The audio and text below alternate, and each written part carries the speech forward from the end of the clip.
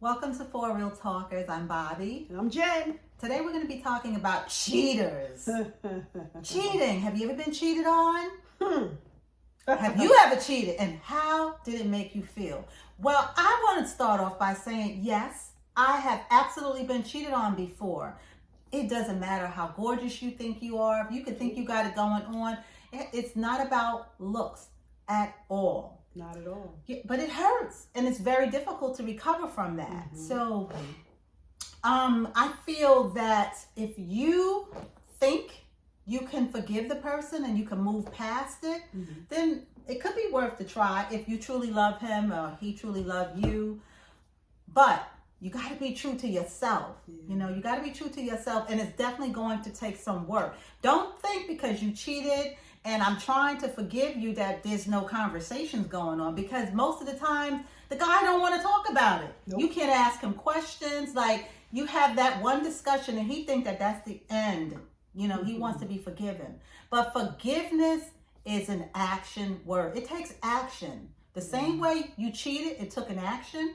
If you want forgiveness, it's going to take some action. You're going to have to do some things. Yeah. You are definitely going to have to turn away from that behavior that you've been exhibiting and don't do it again if you want someone to recover, right? Yeah. It could take a long time. So I don't care if it's 2 weeks, 3 weeks, 6 months. If I'm still asking questions about it, that means you haven't satisfied me yet with your answers. Yeah. We need to really talk about it to see if we can get past it. But Yeah. I'm going to tell you from my experience, I couldn't really get past it. So it's just not worth it to me to stay. I don't have little children. So for me, it's not worth it. It really, really hurts. It does. It really hurts. And what do you think, Jennifer? I believe I still have yet to discover the mystery of cheating and why people do it. Because the aftermath of it is a whole process within itself. That one weak moment, it can be a deciding factor for the future. Yeah. And at the same time, you may not, the other party that cheated on you or you cheated on, you may not feel, like it was a big deal. Well, but the person who cheated, you say, might not think it was a big deal. Yeah. Yeah. But you don't know like how it's affecting that other person. The whole deception of it all. I know I couldn't get back from it. And even when I tried it, it was not real. It was not the same. All of that was lost. Trust is so the value of trust is unmeasurable. So once you lose it, you try so hard to get it back, but it's difficult. So you going it's like leading you into a different phase in life, and within yourself. I know I have acted out in the past when cheated on. I didn't cheat back physically, but I cheated back mentally. That's a good point. So let's define what we think cheating is, because everybody is different to everybody, right? So you were saying cheating does not just include the act, the physical act. Once you have conversations that you normally have with your intimate partner, those little flirty conversations, you're giving a piece of yourself away that it's supposed to be for your partner, but you're giving it to somebody else. And Jennifer, don't play around. We're not just talking about conversation with somebody. And nobody's stupid, okay? Yeah. We are talking about when you're having a conversation, a very intentional conversation, you're trying to lead to intimacy with the person. Yeah. So that's what we're talking about. Absolutely. That's cheating. And if you got to hide it from your partner that's something that you're doing, you're cheating. Yep. If you feel like you went out with a coworker for a drink after work and it's somebody that you can't say anything to me about or whatever, that's cheating. If your coworker is sending you a picture of her in New Orleans with Mardi Gras beads, she is not your coworker. Why is she sending you pictures, sir? This is sounding a little... I am confused. So your coworker, I'm confused. And I'm not even going to get mad at her because it takes two. And it's not even her fault. She's not in a relationship with you. Like that was your charge to protect me at all costs. So when you decided that it was okay, you opened up the door. So, sir, I can't respect that.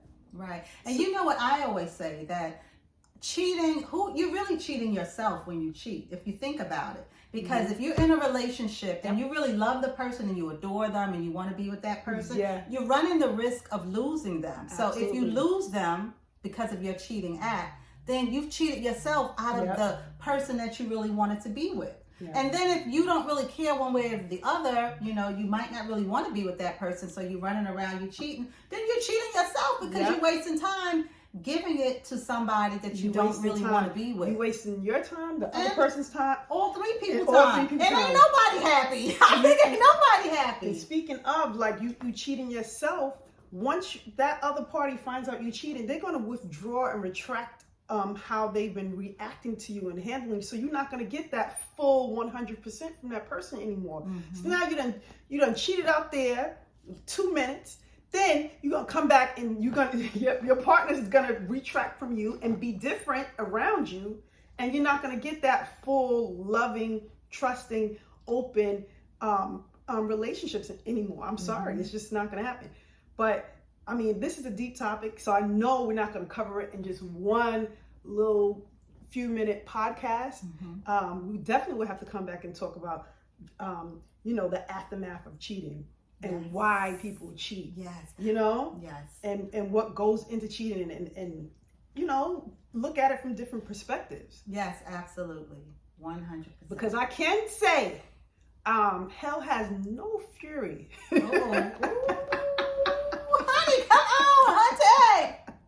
So if I get over passionate, I seem like I'm real passionate about it because, it's real talk. Well, we're going to let this roll because, girl, what one of my guy friends told me, and I think we have him talking about this if you go to our YouTube channel, Clay. He was saying that sometimes, a man will go out and cheat on his woman because there's something missing at home. There's something that he's not getting at home, and he might go out and cheat, right?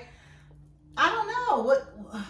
Why not discuss it with your woman? Did you try to talk it over with her first to see? Because I think the biggest mistake that we make is we want our partners to be mind readers sometimes. We all could be guilty. I'm not going to say I was never guilty of that. You want the person to figure out what it is that you need or what it is that you want, whatever they're not fulfilling. That's why you need to sit down and have real talk, real conversations with one another. See what it is that's missing. See if it's something that you guys can work on together, cohesive, stick together like that double-sided tape, stick together. And this way you don't have to have this thing that's missing to really drive you away. Right? I mean, I do believe talking about it is key. However, just because you're not getting what you need at home, that could be one reason why people cheat. That's not that doesn't apply to every person. Absolutely. I'm not even making excuses for that. No. Still, there are other reasons why people cheat. Some people cheat because they can. They're greedy. Talk about that. They are just greedy. They want Susan, Karen. Some of them want Michael too. I'm sorry, but some of them do. And they up here fooling you. And the reason why you can't really catch them at the cheating, you never really put your finger completely on it because you're looking at the wrong species, gender. You're looking at the wrong gender. It ain't Karen. Oh, it ain't. It's Ken. Might be, it's Ken. It's a brother Ken. You know what I'm saying? And we're laughing, but that's not funny. Because listen, if you really... if you're a man and you like a man, that's up to you. But let's stop hurting people like that. Let's stop hurting people. Do you know that cheating actually destroys people? Guys, you can really destroy a woman. Women, when you cheat, we can really destroy a man or your partner. You can destroy people behind that because that pain is really, really difficult to recover from. Yeah, it changes you, and I can say that firsthand. So all the naive ways, and just that genuine trust, it goes away, because that one person, that you put your everything into kind of destroy that for you. So it's not a good thing. I'm telling you. I'm telling you. No. It most certainly is not. So we're going to be right back with more talk about cheating. Cheating. See you later. So what did you do when you found out that your man was cheating? Well, I can't really say what I did, but I can tell you what my girlfriend did. Okay. When she found out, she kept it together. Okay. For the period of time that she was in front of him. But then, she called her gang. Uh-oh. Hi. I'm gang. Now, I didn't take part in the debauchery. However, I transported her to where she needed to go. Okay. And when we got to the destination, all she know is, so I'm gonna take it back to a country song, because I'm a little country. I dug my keys into the side of his pretty little souped up 4-wheel drive. Carved my name into his leather seat. I took a Louisville Slugger to both headlights. Slashed the hole in all 4 tires. Maybe next time he'll think before he cheats. Ooh, girl, I didn't even know that song. Y'all, that sound personal. Now listen, no names, no faces. You can't prove this. But what did your friend say? Did she feel better after she did it? The crazy part about for them is it was a fleeting moment. The adrenaline rush. Because you go through a whole period of anger, sadness, just craziness. So after it was over, she went to sleep and slept the whole full night, because I was like, listen, you it's okay, you need a place to stay, come over, whatever. She was okay, but it was like the next day was just a blank slate. Okay. Okay, well, thanks, Jen. Good stuff. Guys, be careful. Don't get caught if you do something like that. You do know that there's cameras almost on every street now. You know what I'm saying? So, Bobby, let me ask you, when you found out your partner cheated on you, what did you do? I called my girlfriend and cried.